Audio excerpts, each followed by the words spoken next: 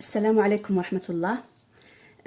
Toujours pour la série 1 de l'analyse, exercice 5, chercher les extrémums des fonctions suivantes. On va commencer par la fonction fx égale 3x au carré ln x. Donc, on commence par chercher le domaine de définition de f. Fx 3x au carré ln x. Le domaine de définition de f, c'est le même domaine de définition de ln x, 0 plus l'infini, 0 non inclus. Puis, pour chercher les extrémums de f, il faut commencer par chercher les points critiques de f. Donc, il faut calculer la dérivée première de f, f'x. Donc, la f, c'est le produit de deux fonctions. Donc, si vous voulez f1 et f2, donc fx, si vous voulez, fx égale f1x fois f2x. Donc, f' égale f1' fois f2 plus f1 fois f2'.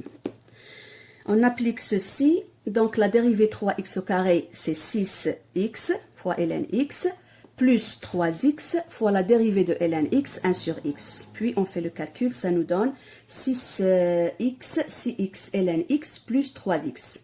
Voilà. Et il faut résoudre l'équation f'x égale 0 pour trouver les points critiques. Pour ceci, on va essayer de factoriser f'x. Donc, on va écrire f'x sous cette forme-là, 3x, multiplié par 2 ln x plus 1. Alors, f'x égale 0, il est équivalent à 3x égale 0, ou bien 2 ln x plus 1 égale à 0. Donc, x égale à 0, ou bien ln x égale moins 1 demi. Donc, nous avons trouvé normalement deux points critiques. Mais là, il faut vérifier que ces deux points que nous avons trouvés appartiennent effectivement à l'ensemble de définition de f. Or, 0 n'appartient pas à l'ensemble de définition de f. Donc, il nous reste un seul point critique de f, exponentielle moins 1 demi. Donc, on va constater que x0 ou bien x égale exponentielle moins 1 demi est le seul point critique de f. Donc, après, on va essayer de voir si ce point critique est un minimum ou un maximum. Et pour cela, il faut calculer f seconde x, c'est-à-dire la dérivée seconde de f, ou si vous voulez, c'est la dérivée de f'x. Donc, soit on se base sur cette formule-là, 6x ln x plus 3x, soit on se base sur l'autre formule, c'est la même chose, pour trouver f seconde x. Donc, on calcule f seconde x, toujours de la même façon. On va trouver 3 fois 2 ln x plus 3. Et on doit calculer f seconde du point critique. Donc, le point critique, c'est exponentielle moins 1 demi. Il faut calculer l'image de ce point critique par f seconde pour voir est-ce qu'il est supérieur à 0 ou inférieur à 0. Donc, f seconde exponentielle moins 1 demi, on remplace dans cette formule de f seconde x, on remplace x par exponentielle moins 1 demi. Donc, ln exponentielle moins 1 demi, ça nous donne moins 1 demi et on fait le calcul, on va trouver que f seconde exponentielle moins 1 demi, ça nous donne 6 supérieur à 0. Donc, exponentielle moins 1 demi est un minimum de f.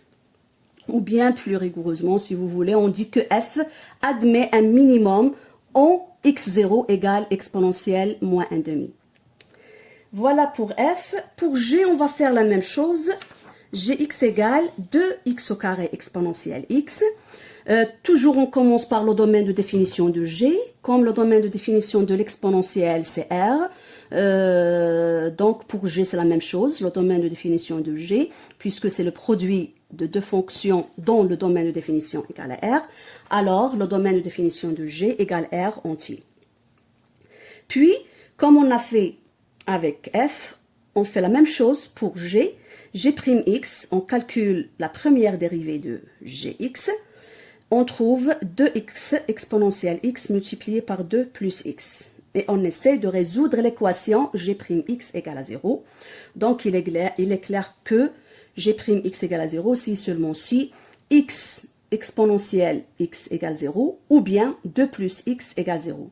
Or, exponentielle x est toujours supérieure strictement à 0. Alors, x exponentielle x égale 0 nous donne que x égale 0. Et 2 plus x égale 0, ça nous donne x égale moins 2.